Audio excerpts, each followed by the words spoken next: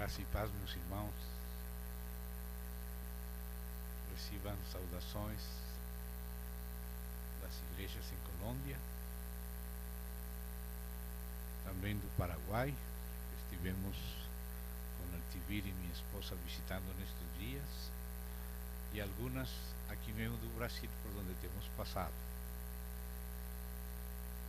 Ontem tivemos uma reunião no Marmeleiro. Nossa maioria dos irmãos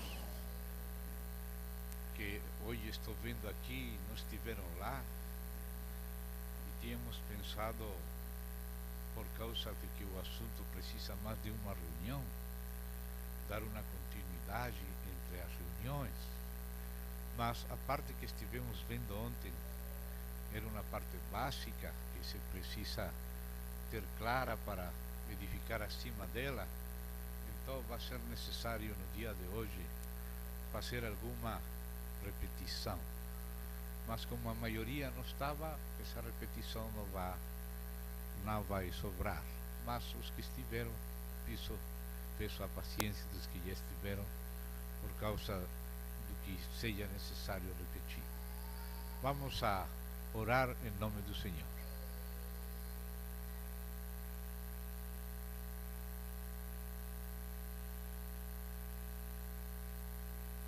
Querido Pai, precioso nome do Senhor Jesus, agradecemos ao Senhor as muitas e preciosas oportunidades que o Senhor nos concede de estar juntos com o Senhor, aos pés do Senhor. Pai, somente pelo precioso sangue de Jesus Cristo sabemos que estamos diante de Ti, e que o Senhor é fiel a nós na base da Tua graça e fidelidade. Queremos entregar a Ti o que somos e nossa condição humana e circunstancial.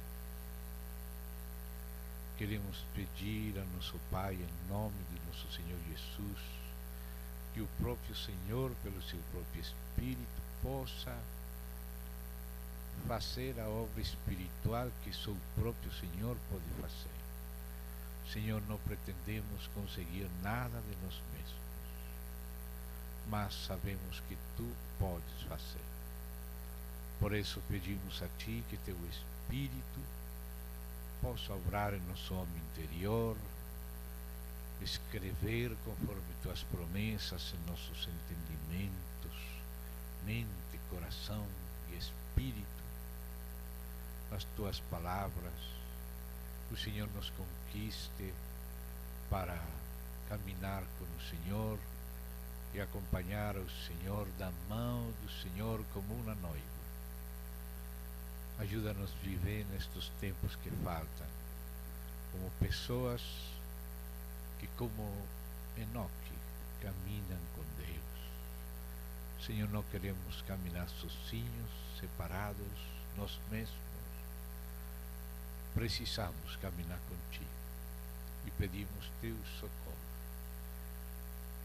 Como Jacó, Senhor, esperou o passo das mulheres, dos meninos, dos cordeirinhos, assim rogamos ao Senhor que nos tome da mão, nos esforces, nos ajudes a caminhar contigo. Perdoa todos os pecados e tristezas e fracassos.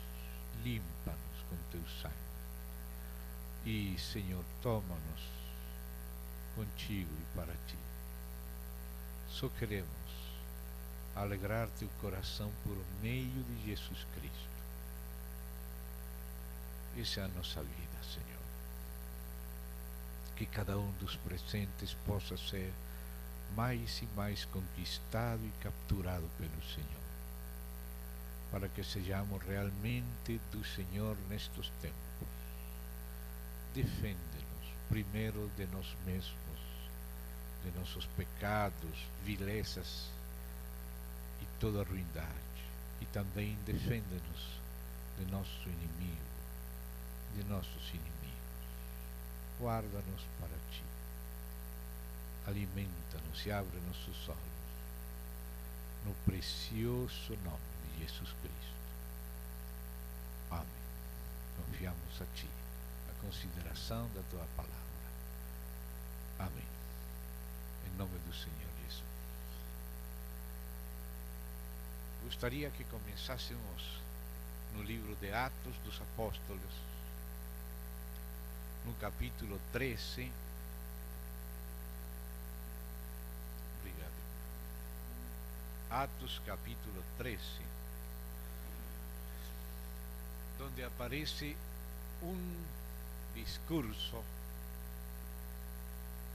do apóstolo Paulo na sinagoga de Antioquia de Pisídia.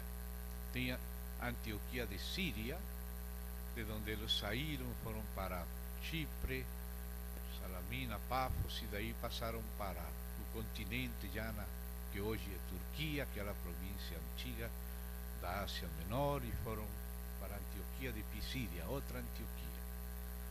E lá o Espírito Santo se moveu nos apóstolos, Paulo, Bernabé, e até João Marcos estava com eles também, para dar testemunho do Senhor, de Deus, de Cristo, da obra do Senhor.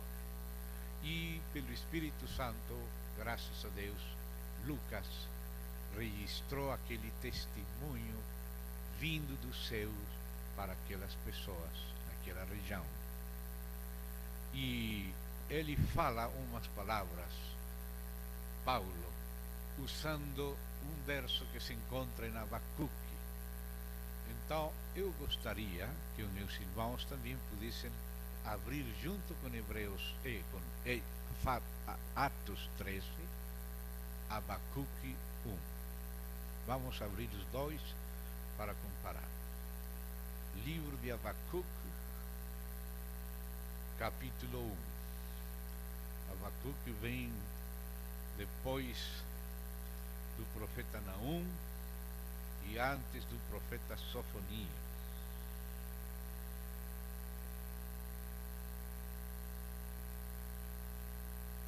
Vamos comparar estas duas citas que falam da mesma coisa em dois contextos diferentes, mas também no mesmo. No contexto geral é o mesmo contexto da obra geral de Deus, mas nos contextos particulares, um é no tempo de Abacuque, um pouco antes da invasão de Nabucodonosor e os caldeus, babilônios, e outro é no contexto da pregação de Paulo na Antioquia de Pisídia. Então, iniciamos com Abacuque e passamos a Atos 13. Abacuque 1, verso 5. Vede entre as nações, diz este tradutor, Ferreira da Almeida. Ou seja, nos chama a estar de olho no que acontece entre as nações ou as etnias. Olhai, se vemos o que Deus está fazendo, olhamos e vemos, então maravilhai-vos. E também fala, e desvanecei. Quando vemos a obra de Deus ao homem interior, ao novo homem, maravilha, e ao velho homem, crucifica. Maravilhai-vos para com o novo homem, desvanecei para com o velho homem. Porque realizo em vossos dias obra tal, que vós não crereis quando vos for contada. Interessante que é Deus falando por Abacuque e disse algo interessante. Realizo em vossos dias obra tal. Deus disse que nossos dias enquanto nós estamos vendo as etnias, as nações, o passar da história secular do mundo, Deus estaria realizando da parte dele uma obra que nos maravilharia e também nos desvaneceria. Nos maravilharia enquanto que é de Deus e o que nos edifica no homem interior, e ao mesmo tempo nos desvaneceria, nos conduziria à morte do homem exterior, do homem velho. Deus está realizando uma obra que muitos não creriam ainda que fosse contada. E ele depois vem e fala coisas que Deus estaria fazendo nos tempos de Israel, nos tempos da Babilônia. E depois no capítulo 2, se você avançou um pouquinho mais, vamos aí a encontrar alguma expressão interessante. Escute bem aí no verso, vamos ver isto. Desculpa-me, vou encontrar aqui em espanhol que estou lembrando mais fácil o cantinho. Então vou abrir aqui para me ajudar. Agora perdo um tempinho, mas depois vou ganhar. Porque estou usando uma Bíblia e não me lembro dos números exatos, sino dos cantinhos, e aqui está no outro canto. Então, aí, nesta, encontro bem fácil, capítulo 2, verso 13 e 14. 2, 13 e 14. Diz assim: não vem de Yahvé Sabaoth, Senhor dos Exércitos, que as nações, ele falou que estamos olhando nas nações, labutem para o fogo, e os povos se fatiguem em vão. Ou seja, na terra estão acontecendo duas coisas principais. As coisas que realiza Deus, a obra de Deus. Deus fez a humanidade, a terra, para o seu propósito. Deus tem um objetivo e Deus realiza uma obra que é de Deus. Mas ao mesmo tempo, os homens também realizam suas próprias obras, enganados, as nações enganadas pelo diabo, por Satanás. Então, praticamente, como disse o livro de Gênesis, aquela frase proto-evangélica que Deus falou para a serpente em Gênesis 3,15, depois de que a serpente enganou a Eva e Adão pecou também, sem ser enganado, mas pecou. E toda a natureza humana foi vendida ao poder do pecado e foi excluída da glória de Deus. Então, por causa disso, Deus fala para a serpente e disse: maldita seria a serpente por o que tinha feito. Mas disse que Deus colocaria inimizade entre a serpente e a mulher, a semente da serpente e a semente da mulher, que é Cristo, que nasceu da mulher, porque a mulher não tem semente, é o homem que tem semente, mas a semente da mulher é aquele que nasceu da mulher sem necessidade do homem, do varão, e esse é o Cristo, esse é o Messias que viria, esse é a señal, segundo Isaías 7,14, que Deus nos daria, que uma virgem conceberia a Emanuel, Deus que veio para estar conosco como um menino.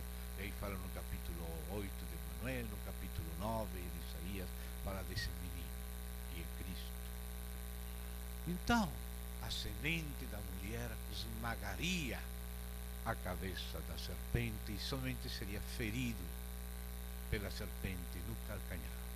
Deus colocaria inimizade, e a história universal tem sido essa inimizade entre aquelas duas linhas.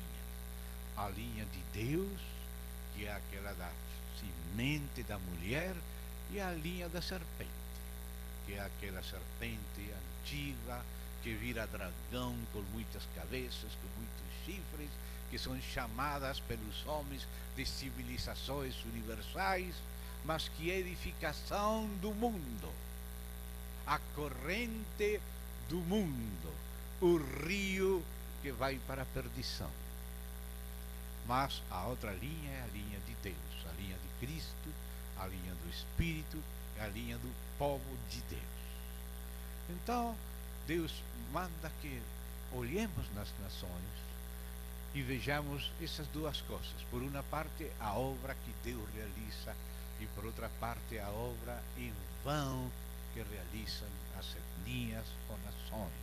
Porque nações, neste contexto, é mais que países, se trata de etnias. Então, diz a Escritura, não vem de Javé Sabaoth que as nações labutem para o fogo e os povos se fatiguem em vão, pois a terra se encherá do conhecimento da glória do Senhor, como as águas cobrem o mar. Por parte de Deus, o objetivo é encher a terra do conhecimento da sua glória. Quando aqueles querubins que aparecem lá naquela visão de Isaías, capítulo 6, estavam adorando e glorificando o nome de Deus, falando aquele trisságio, três vezes santo, santo, santo, santo. E disse aí, toda a terra está cheia da sua glória. Aí não fala que a terra vai estar. Os serafines dizem, toda a terra está cheia da sua glória. Mas essa glória não é conhecida na terra, não é respeitada, não é vista, porque estamos com os olhos engrossados, com uma coberta que nos separa da glória. Estamos como do véu para fora. Mas disse o Senhor que a terra se encherá não da glória de Deus, porque ela já está cheia da glória de Deus, como falaram os serafines lá em Isaías 6, mas se encherá do conhecimento da glória. Ou seja, que aquela glória de Deus que enche tudo vai ser conhecida, e a terra se encherá do conhecimento da glória do Senhor. Isso é o que está fazendo Deus. Esse é o final da realização da obra de Deus. E o inimigo vai para o fogo. Se dá conta? Para o lago de fogo. E os que são de Deus vão para a gloriosa Nova Jerusalém, que desce do céu com a glória de Deus. Dois objetivos. Há uma obra de Deus, uma edificação de Deus, que se realiza enquanto o diabo também faz a obra dele. Portanto, a edificação de Deus é uma obra realizada no meio da inimizade, da hostilidade do inimigo. Mas as portas do Hades não prevalecerão contra a igreja. A obra de Deus, que ele realiza rumo à glória, ao conhecimento e expressão e manifestação da sua glória, é a obra que vai prevalecer. Mas prevalece no meio do conflito, no meio da resistência, no meio da guerra, da hostilidade do inimigo. Estas duas coisas estão acontecendo. E agora Deus fala aqui: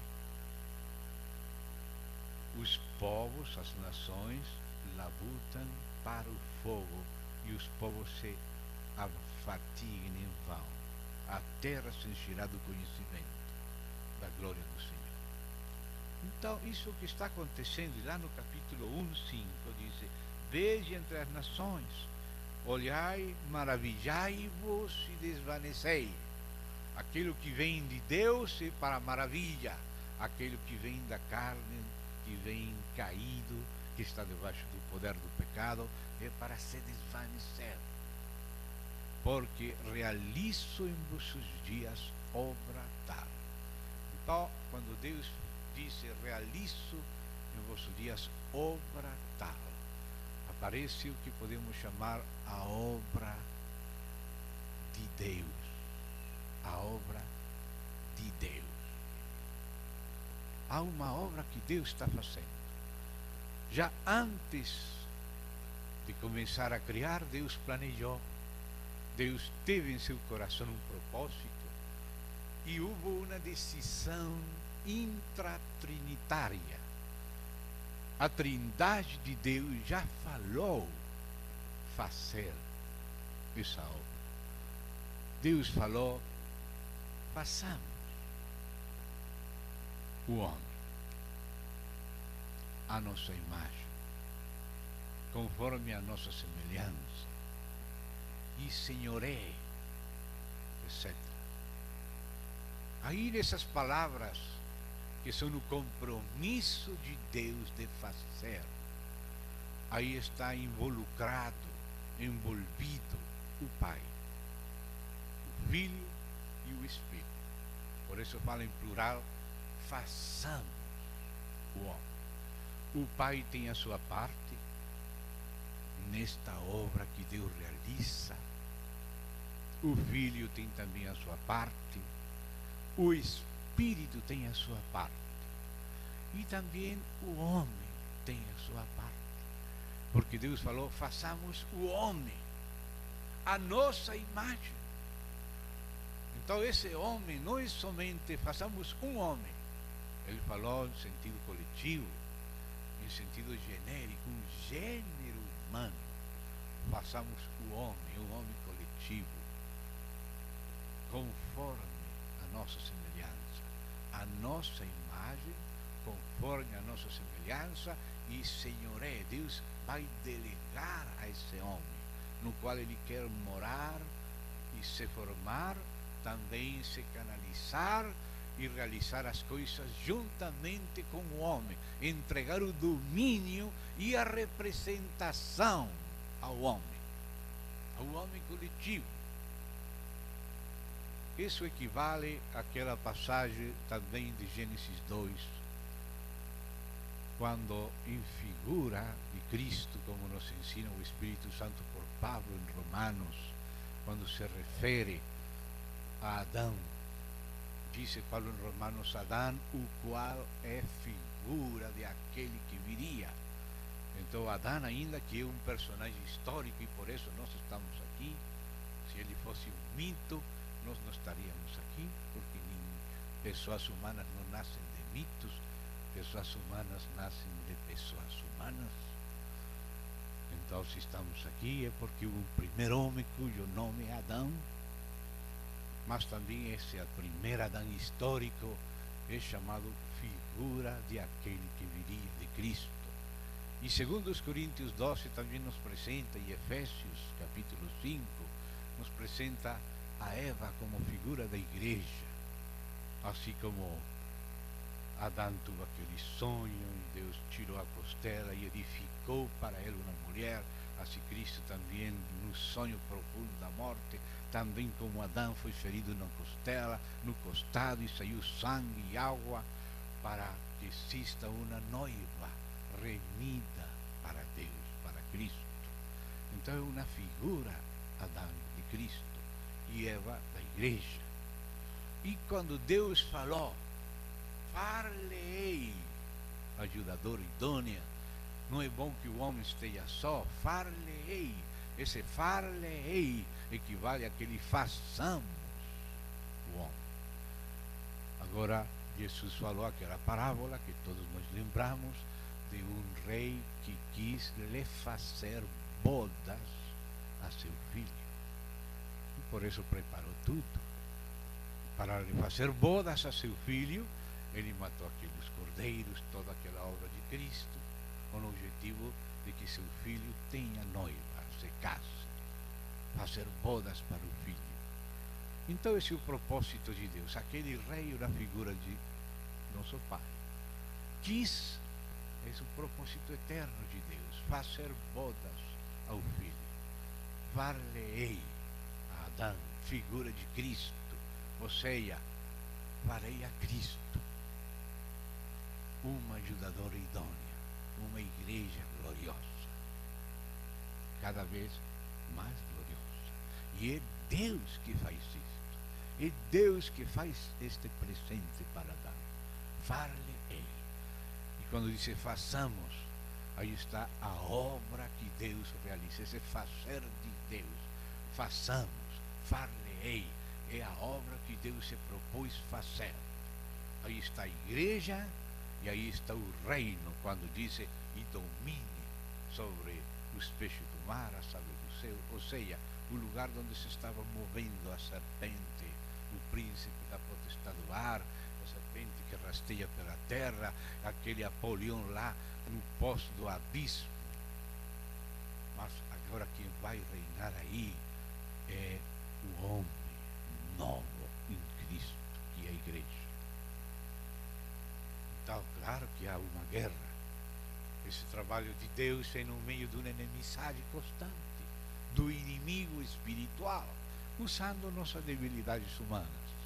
Mas nossa luta verdadeira não é contra a carne e o sangue, sino contra aquele que está detrás, e seus sequazes, seus príncipes, etc., que podem convertir em inimigos até nossos amigos, mas que trabalha detrás e que faz as coisas.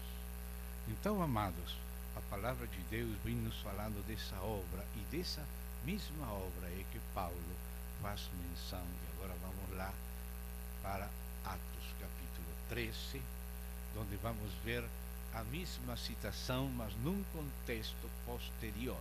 É a mesma cita, mas já não aplicada como Abacuque no tempo da Babilônia, sino a mesma cita, mas aplicada por Paulo no tempo da igreja, vamos dizer, em nossos tempos. E veja como é legítimo interpretar esta passagem para nós hoje. O mesmo Espírito. Por quê? Porque aquele tempo da Babilônia foi um dos períodos da obra de Deus. E o tempo agora da igreja é outro dos períodos da mesma obra de Deus. Porque a obra de Deus em geral é uma só que tem vários capítulos. Então essas palavras podem se aplicar analogicamente a um capítulo ou ao outro, por causa de que são diversos capítulos de uma mesma obra, a obra de Deus. Depois será preciso que desçamos da obra de Deus à obra do ministério. E depois desçamos a obra de cada um. Mas não vamos compreender a obra de cada um, senão no contexto da obra do ministério. E não vamos compreender a obra do ministério, sino no contexto geral da obra de Deus. Amém? Então, agora passamos a Atos 13. Atos 13. Vou ler desde o verso... A ver, vamos ler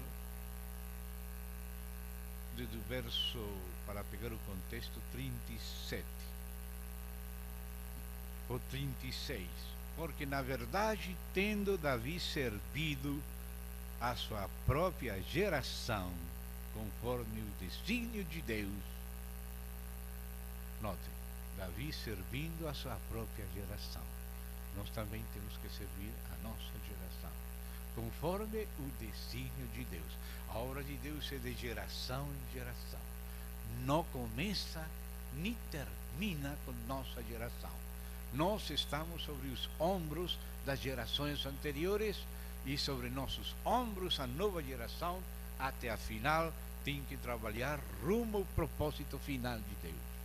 Então diz aqui: adormeceu Davi, foi para junto de seus pais e viu corrupção.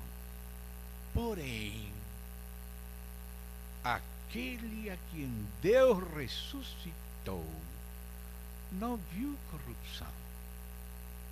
Tomai, pois. Então, nota aqui, vem falando da obra de Davi, da obra das gerações, mas Davi era como uma figura do Messias, que ele não veria corrupção, ainda que Davi viu, né? E então diz aqui, pois. Este pois está relacionando o que vai falar com a obra de Cristo. Que Cristo morreu, não viu corrupção, que ressuscitou. Tomai, pois, irmãos, conhecimento do que se vos anuncia remissão de pecados por intermédio deste, daquele que morreu e ressuscitou, filho de Davi, tipificado por Davi. E por meio dele, tudo que crê é justificado de todas as coisas das quais vós não pudestes ser justificados pela lei de Moisés. Notai, pois, então note esse pois de novo. Tomai, pois, conhecimento é a mesma coisa que notai, pois. É como um sinônimo para não repetir a mesma coisa, mas significa a mesma coisa. Notai, pois, que não vos sobrevenha o que está dito nos profetas. E agora vai citar Abacuc 1:5, com uma pequena variante da tradução. Vede o desprezadores. Ou seja, agora está chamando desprezadores as nações. Maravilhai-vos e desvaneceis, porque eu realizo em vossos dias obra tal que não crereis se alguém vos-la contar. Então, notem em que contexto agora Paulo em Pisídia está usando aquele verso. Já não no contexto do próximo ataque da Babilônia para julgar Israel temporalmente, sino no contexto da evangelização, no contexto da morte e ressurreição de Cristo e o anúncio do Evangelho pelos apóstolos por toda a terra. Então você vê que a obra que Deus realiza passa por essas diferentes etapas, mas há uma obra de Deus que vem desde a eternidade, o que Ele planejou, o que Ele falou, façamos, far-lhe-ei, e que tem uma conclusão. E todas aquelas etapas são em relação com aquela conclusão, como Paulo, quando escreve aos Efésios, no capítulo 1 de sua epístola, ele fala dos tempos e do cumprimento dos tempos, né?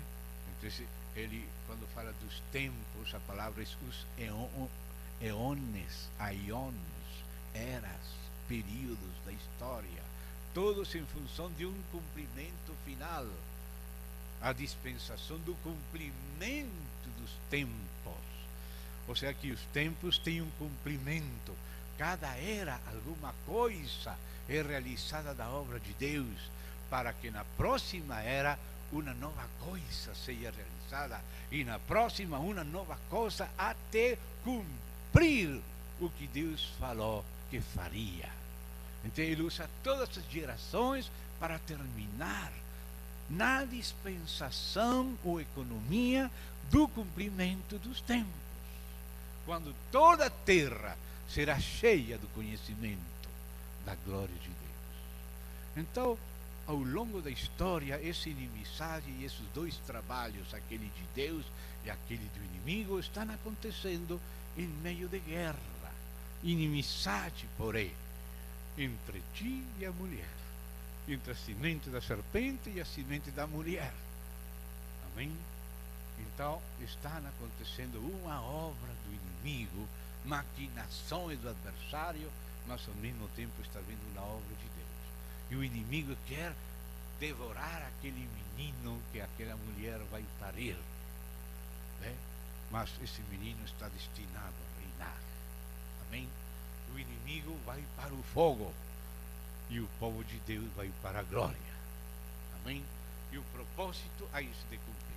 Então a obra de Deus tem um aspecto histórico, daquele mover e agir de Deus com o homem, criando primeiramente, depois de ter planejado e conhecido na sua presença antecipadamente tudo, e tendo se feito um propósito, e tendo elegido em Cristo segundo a sua presciência, e tendo criado, e tendo depois prometido a salvação, e começando a trabalhar em função da salvação, preparando a vinda do Messias Salvador.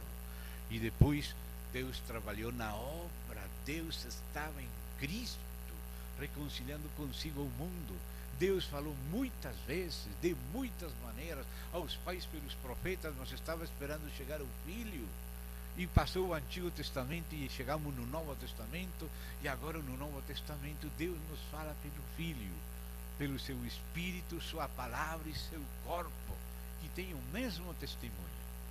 O testemunho de Cristo é o testemunho que tem o Espírito. E o testemunho do Espírito é o testemunho da palavra de Deus, das Sagradas Escrituras. E esse é o testemunho do corpo de Cristo. O corpo de Cristo não pode ter um testemunho diferente da palavra de Deus. Então a obra de Deus tem uma parte também com Cristo, tem uma parte com o derramamento do Espírito e tem uma parte com a obra do Espírito na história da igreja. Paulo mesmo está citando aquela obra de Deus no contexto da pregação lá, a obra que Deus está anunciando. Você está anunciando a obra que Ele está fazendo. Vocês lembram que a plenitude de Cristo está tipificada naquele ciclo litúrgico das festas de Israel. Cada ano esse ciclo litúrgico se repetia. E disse Colossenses 2 que aquelas festas, aqueles novilúnios ou luas novas, aqueles sábados, aquelas normas dietéticas eram sombra de Cristo. Ou seja, que nos mostravam a Cristo, a plenitude de Cristo. E aí vemos algumas festas que falam do ministério terrenal de Cristo e outras festas que nos falam do ministério celestial de Cristo. Ministério terrenal de Cristo, como a Páscoa, quando o Cordeiro foi sacrificado, quando os pães ácimos foram repartidos.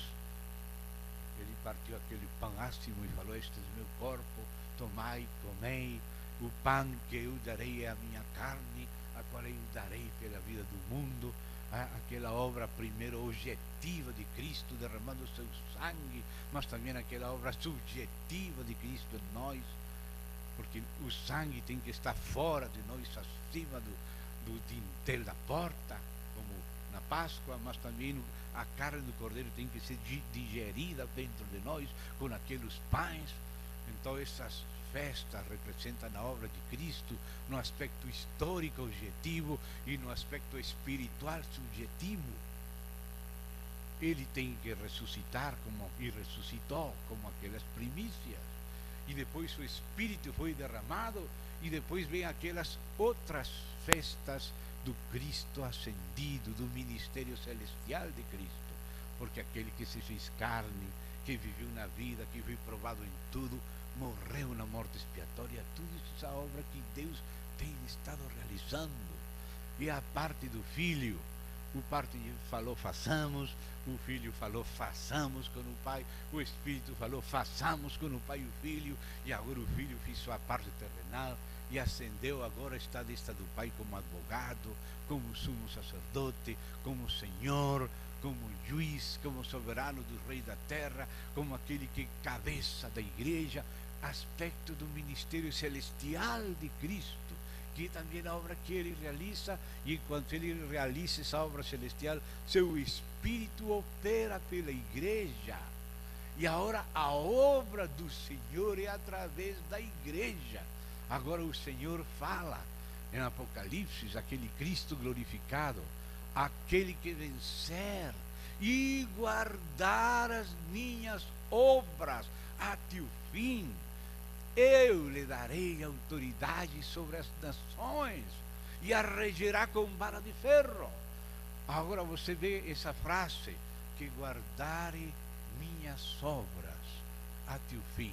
As obras de Cristo realizadas, guardadas pela igreja, pelo menos pelos vencedores da igreja. E isso em função do reino, domínio. Você dá conta? Então aí quando o Senhor fala essa frase, guardar minhas obras, vê que a obra que o Senhor realiza, que tem muitos aspectos pequenos e grandes, pode ser até limpar o salão, são realizadas por Cristo, pelo Espírito, através do corpo. Então agora há uma parte que o Espírito realiza com o corpo, que é parte da obra de Deus. Então a obra de Deus tem a parte do Pai, a parte do Filho, a parte do Espírito e agora a parte da Igreja. Então vamos a Efésios e vocês vão lembrar aí, e vamos chegando a essa obra do ministério. Vamos lá em Efésios capítulo 4, aquela passagem importante. Vou ler desde o verso 10, 4, 10 em diante. Peço por favor aos irmãos que possam seguir as Escrituras com cuidado. Aquele que desceu,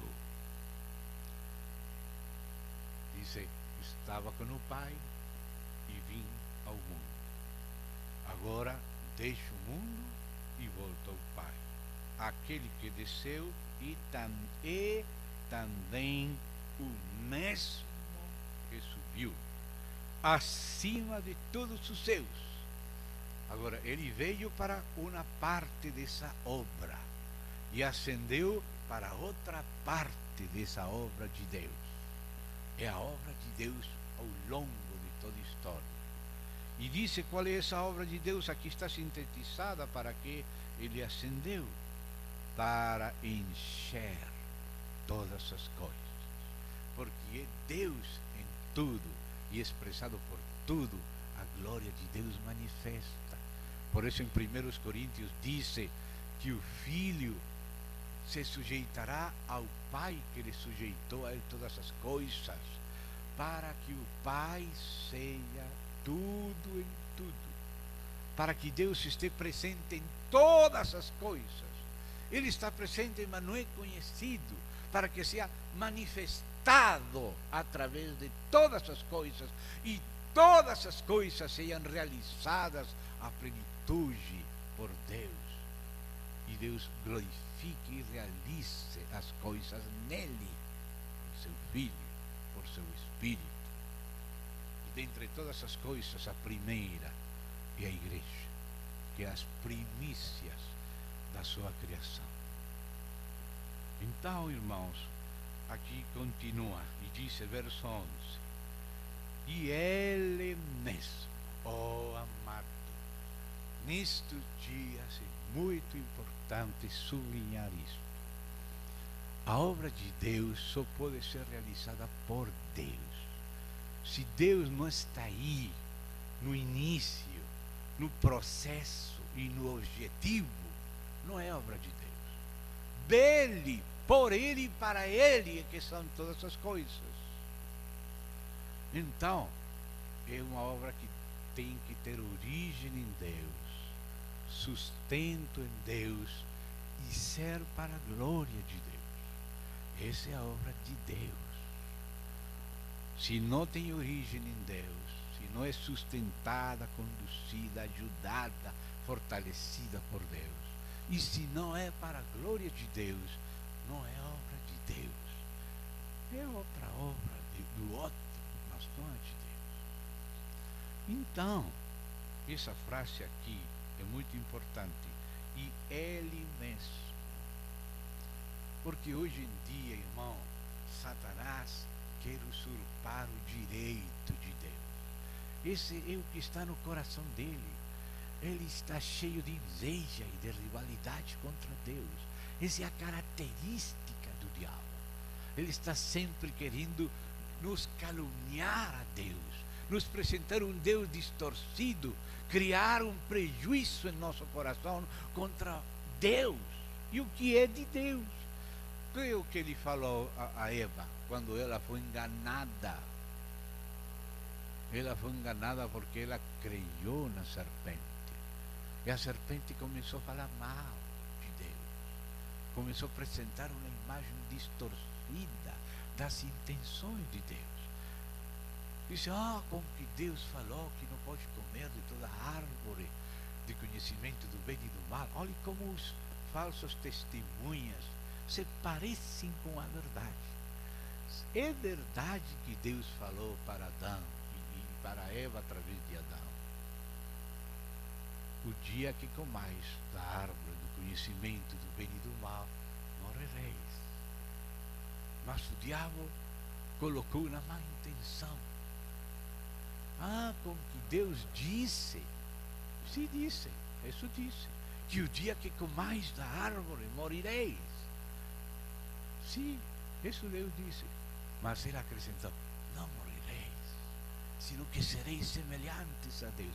E começou a contradizer a Deus, levar uma mensagem diferente à mensagem de Deus, com uma intenção diferente. Agora ele começa a apresentar a Deus como mal e ele como libertador do homem, como aquele que abre o olho do homem, assim como a maçonaria fala da serpente. E por isso as lojas maçônicas têm a Bíblia nas lojas deles e colocam as lojas debaixo daquela esquadra com aquele compás, porque eles usam a Bíblia e usam aquela passagem da serpente, mas eles não creem no que falou Deus, sino no que falou a serpente. Eles usam a Bíblia, mas eles não estão da parte de Deus, estão da parte da serpente. Eles gostam de chamar ao diabo de Lúcifer, que quer dizer portador da luz, porque ele pretende ser aquele que iluminou os homens, mas não iluminou, enganou e levou às trevas e à morte, mas enganando. Mas como fiz isso? Falando coisas, assim enganou os anjos também. Lá em Ezequiel se fala das contratações do inimigo, enganando aquela terça parte dos anjos, e Deus sabia tudo e ficava calado, porque seria uma prova para os anjos. E às vezes, no meio do conflito entre a linha de Deus e a linha da serpente, existe a prova. Nesse conflito, cada um de nós está sendo provado se é afim com Deus, afim com o Espírito de Deus, com a natureza de Deus, com o objetivo de Deus, ou é afim com a natureza enganadora e rival do diabo, invejosa como o diabo. E por isso Deus deixa que o diabo fale e faça propostas para os anjos, e os anjos estavam sendo provados quando Satanás estava roubando a terça parte dos anjos. Assim é o trabalhar do diabo. Vocês podem me acompanhar no livro de Samuel. Vamos lá para Samuel. Vamos ver uma passagem para ver, assim como vimos em Gênesis, esse trabalho de Deus. Vamos ver agora no segundo livro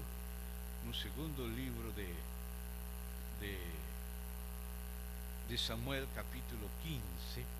Vamos aí, segundo livro de Samuel, capítulo 15. Já vamos ver o mesmo princípio de Satanás agora agindo na terra através dos homens. Satanás passando seu veneno aos corações dos homens. Então vamos lá, segundo livro de Samuel, capítulo 15, segundo livro. Vamos ver aí, se vocês já encontraram. Então vamos, capítulo 15, vamos pôr muita atenção aí. Dice: depois disto, Absalão fez aparelhar para si um carro e cavalos, e 50 homens que corressem adiante dele. Então, você está vendo aí o que estava no coração de Absalão. Ele queria se autoengrandecer, se fazer rei em lugar de Davi, como Satanás quis se fazer Deus em lugar de Deus. É o mesmo princípio, aquela inveja, aquela rebelião, aquela busca de estar acima por sobre Deus. E disse, verso 15: levantando-se Absalão pela manhã, parava à entrada da porta. Escute aqui a tática de Absalão, como é a tática do diabo, mas agora no próprio filho que Davi amava.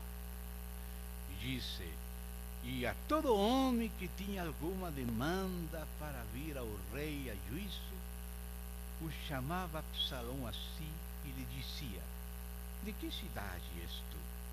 Ele respondia: de tal tribo de Israel é teu servo. Então Absalão lhe dizia: olha, a tua causa é boa e reta, porém não tens a quem te ouça da parte do rei. Se dá conta? Aquela malignidade astuta. As pessoas iam consultar Davi, receber o conselho de Deus através de Davi, mas ele começava a chamar as pessoas para afastar a elas de Davi e levar a elas para si mesmo. Igual que você encontra que acontecia com os apóstolos. Lá no livro de Gálatas, você encontra esse trabalho de Satanás. Disse Paulo aos Gálatas: onde estava aquela satisfação que vocês sentiram quando nos conhecemos, quando começou o trabalho de Deus lá entre os Gálatas? Onde que está? Alguma coisa havia acontecido no ânimo dos Gálatas. Algum prejuízo, um espírito maligno tinha entrado nos corações, nas mentes, para colocar prejuízos contra Paulo, e aquele carinho que eles tinham com ele agora já não existia mais. Onde que está essa satisfação que vocês experimentavam? Mas agora ele explica por quê.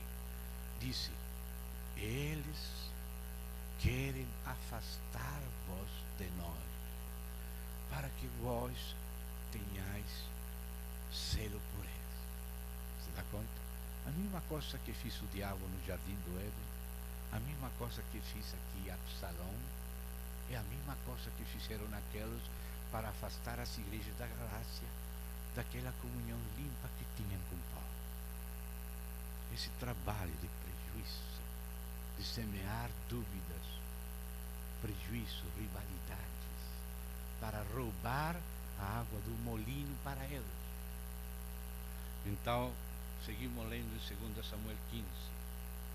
E disse: então Absalão lhe dizia: olha, a tua causa é boa e reta, e lisonjas, porém não tens quem te ouça da parte do rei. Começava a falar mal, a apresentar mal a seu próprio pai, que o amava. Dizia mais a Absalão, agora tinha mais coisas para dizer. Que me dera ser juiz na terra, para que viesse a mim todo homem que tivesse demanda ou questão, para que lhe fizesse justiça. Se dá conta? Queria a água do molinho para ele, que viesse a mim. Se eu fosse o juiz, se não fosse Davi, eu faria melhor que Davi. O mesmo que fiz o diabo. Ele é o libertador e Deus é o opressor.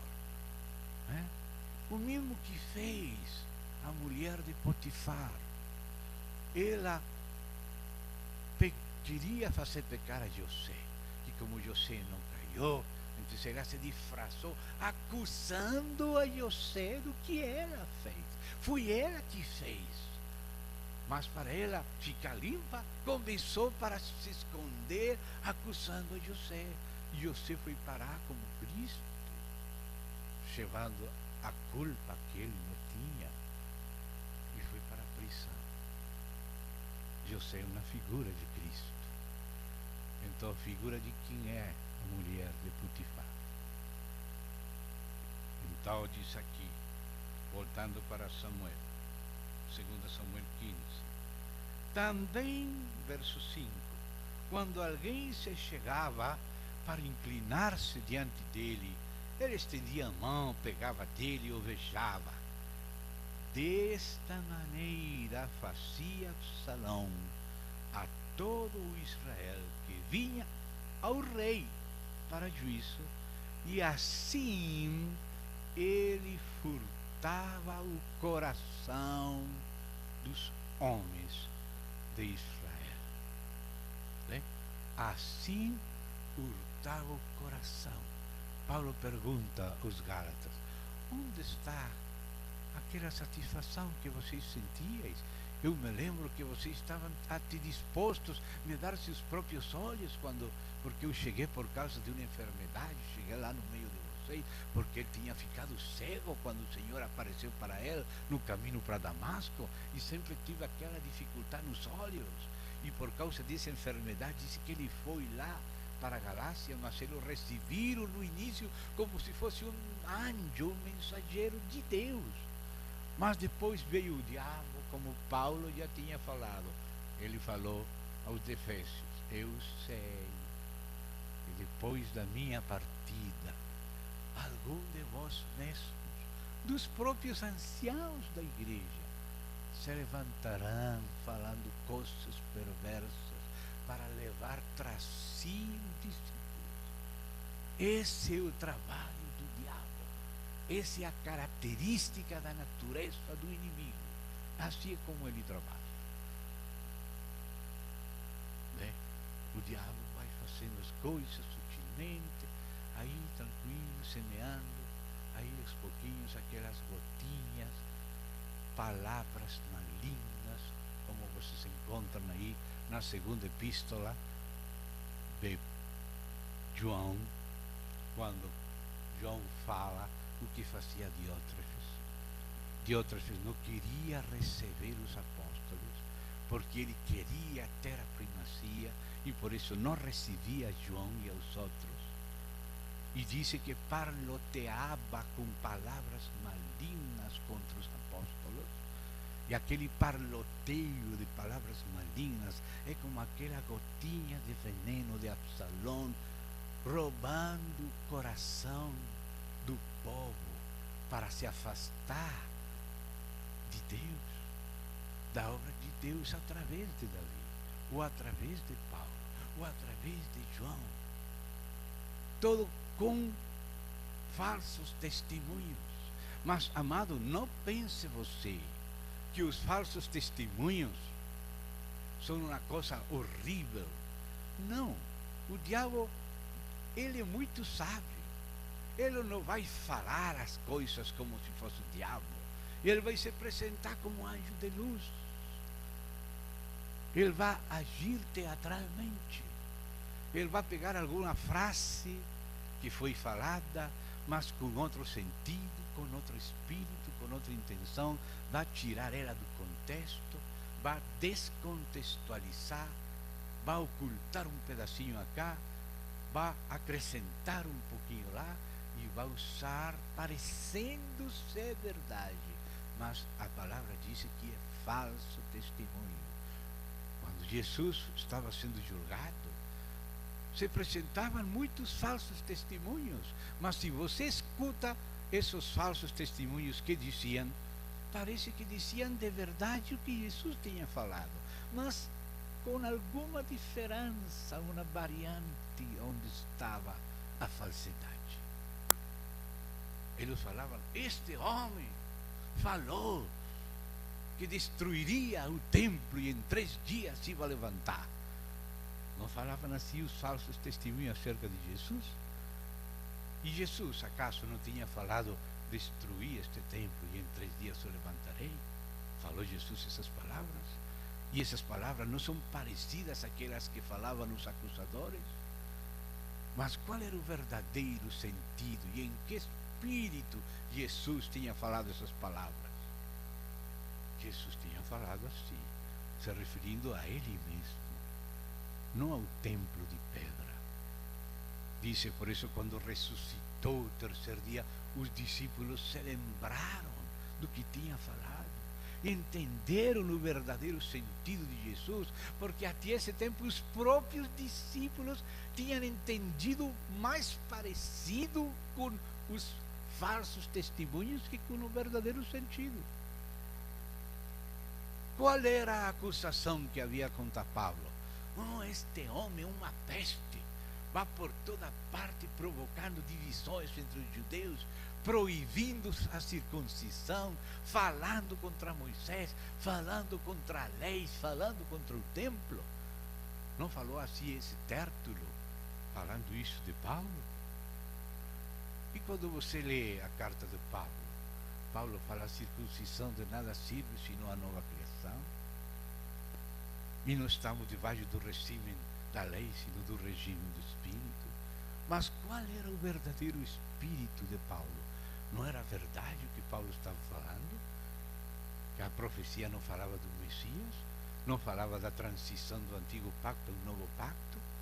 Mas acaso Paulo estava lutando contra Moisés ou contra a lei? Não, ele disse, a lei é boa. A lei é boa, mas eu não sou salvo pela lei, a lei me condena. Eu preciso, além do diagnóstico que expõe minha condição, que faz a lei, preciso da graça, preciso do remédio. E a lei veio por meio de Moisés, como falava João, mas a graça e a verdade viram por Cristo. Ou seja que se você pega o contexto geral, você vê que Paulo estava certo, que João estava certo, que Jesus estava certo e que os falsos testemunhos usavam coisas que pareciam certas, mas estavam erradas. Irmão, esse é o trabalho do diabo. Com que Deus disse tal coisa, mas não vão morrer. Sim, vão morrer. Irmão, um falso testemunho muito parecido como se fosse verdadeiro, mas não é certo, não está no mesmo espírito, não tem a mesma intenção, não são as mesmas palavras, sino parecidas, mas distorcidas nos pontos chaves. Toma as coisas em outro sentido, com a intenção de distorcer, de apresentar uma imagem negativa para roubar a glória para si, roubar a água para o molinho dele. Compreende, irmão? Essa é a maneira do inimigo trabalhar nessa luta das duas sementes, a da serpente e a de Deus. O diabo trabalhando, espírito de mentira, de mexerico, ainda sabendo que são mentiras, repete mentiras, mas sabe falar essas mentiras de uma maneira muito astuta. E se a igreja, irmão, não é cuidadosa, a igreja vai ser levada fora da linha do Espírito e da palavra de Deus, através de espíritos malignos, de mexerico, de mentira, de calúnia, de distorção. Se você crê antes de tempo, sem examinar, por isso a palavra diz, não julgueis nada antes de tempo, porque o Senhor é que vai mostrar a verdadeira intenção das coisas. E aquele que é astuto não mais vai ser chamado de bom. Do Senhor Jesus se fala em Isaías o seguinte: não julgará pela vista dos seus olhos, nem arguirá pelo que ouçam seus ouvidos. Jesus falou, meu juízo é justo, porque não sou eu sozinho, senão meu Pai. Jesus não confiava na sua própria prudência, ele invocava o Pai e dependia do testemunho do Pai. E assim nós não podemos julgar segundo a carne, sino segundo o Espírito, não confiando em nossa própria prudência, sino fazendo a pergunta a Deus, porque a Bíblia diz, justo parece o primeiro que advoga pela sua causa, disse Salomão em Provérbios, mas logo vem o seu adversário e lhe descobre. Ou seja que quando você escuta a primeira coisa, o primeiro que vem a contar o assunto, ele não conta toda a realidade. Ele só conta a impressão que ele quer causar, mas ele esconde outras coisas. E você, se não tem o contexto completo, você julga erradamente. Mas quando vem o outro lado, e o outro lado tem também direito de falar e de explicar cada uma das acusações, aí você vai ver a realidade das coisas. Por isso a igreja, em tempos de luta, em tempos de confusão, tem que ser cuidadosa. Como o diabo destrui os anciãos da igreja? Criando descrédito. Por isso a Bíblia diz, contra um ancião, não admitas acusação, sino em boca de 2 ou 3 testemunhas. Por quê? Porque o diabo sempre está trabalhando com mentira, com mexerico, porque nas águas revoltas é que aquele pescador maligno quer pescar. Então, você tem que ir com cuidado, parar, ouvir, analisar, ver as coisas, porque o diabo vai lançar um monte de lama. Isso que significa diabo? Diabo significa enlamador. Pega o lodo, pega a lama e está ensujando todo mundo. Ele quer profanar o próprio Deus. Se isto fizeram com a árvore verde, falou o Senhor Jesus, que vão fazer com a árvore seca? Nós somos a árvore seca, ele que é a árvore verde. E se fizeram isto contra ele, não fariam contra qualquer de nós. Mas o Senhor falou, bem-aventurados quando falem contra vós toda classe de mentira, de calúnia, mas mentindo, sempre com mentira, mas uma mentira bem que pareça verdadeira, mas mentira. Esse é o inimigo. Então, irmãos, vocês e eu, cada um temos que depender de Deus, do Espírito, e depender da palavra de Deus para examinar as coisas. Há uma guerra no meio da edificação. A edificação de Deus se realiza no meio da guerra. Então agora vocês veem, já voltando aí para Efésios 4, onde dizem: aquele que desceu é também o mesmo que subiu acima de todas as coisas para encher todas as coisas. Encher todas as coisas dele mesmo, ou seja, do próprio Cristo.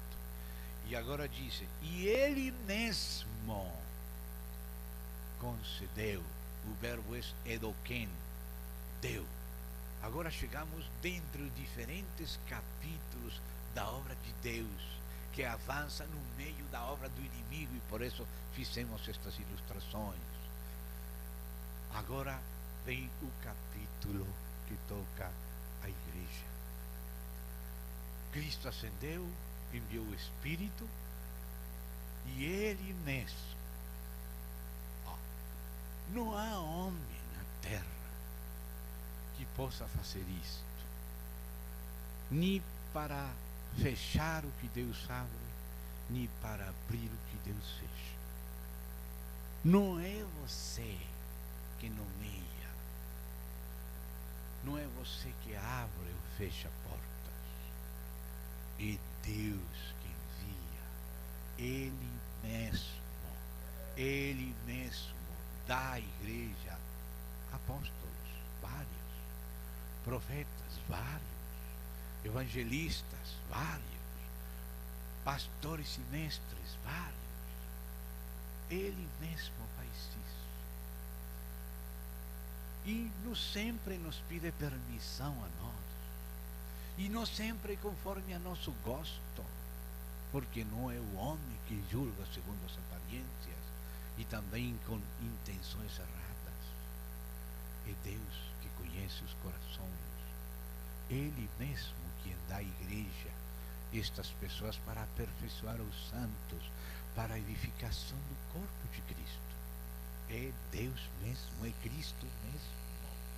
É a cabeça que reparte no corpo como Ele quer. Nós não podemos colocar nossa mão. Eu não gosto deste, não gosto daquele, eu gosto deste, vamos baixar este, vamos subir este. Irmão, quem somos nós para julgar criado alheio? Quem somos nós? E ainda se aquele servo alheio que é do Senhor cai em terra, o Senhor é poderoso para levantar da terra. Quem somos nós para pisar acima dele? Não somos nada, não somos ninguém.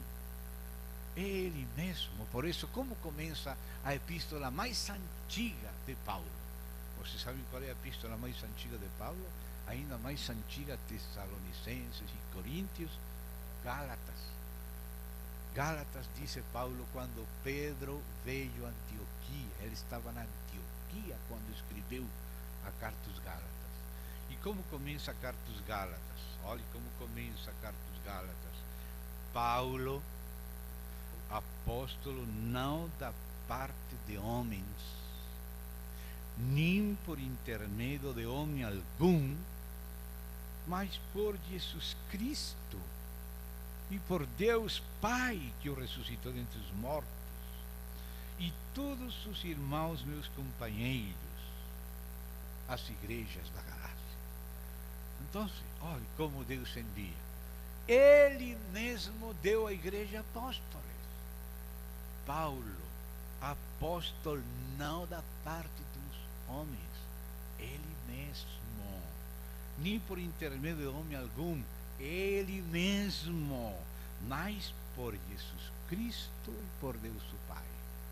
Irmão, as pessoas que Deus envia a Deus mesmo. E não são os apóstolos.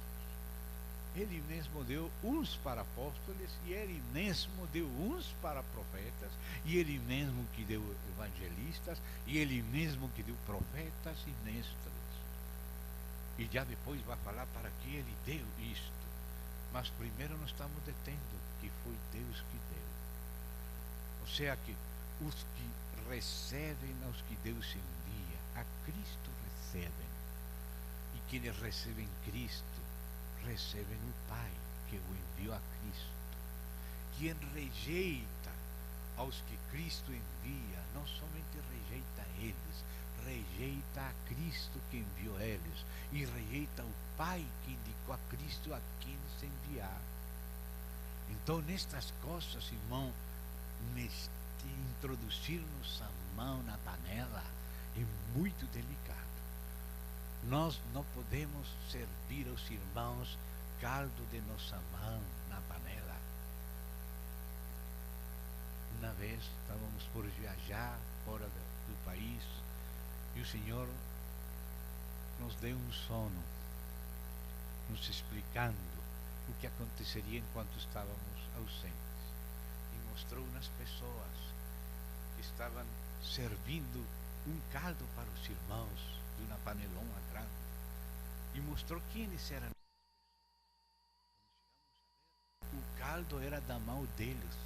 Aquele caldo que estas pessoas estavam servindo, era caldo da mão deles, caldo da mão humana, cocinada por eles mesmos.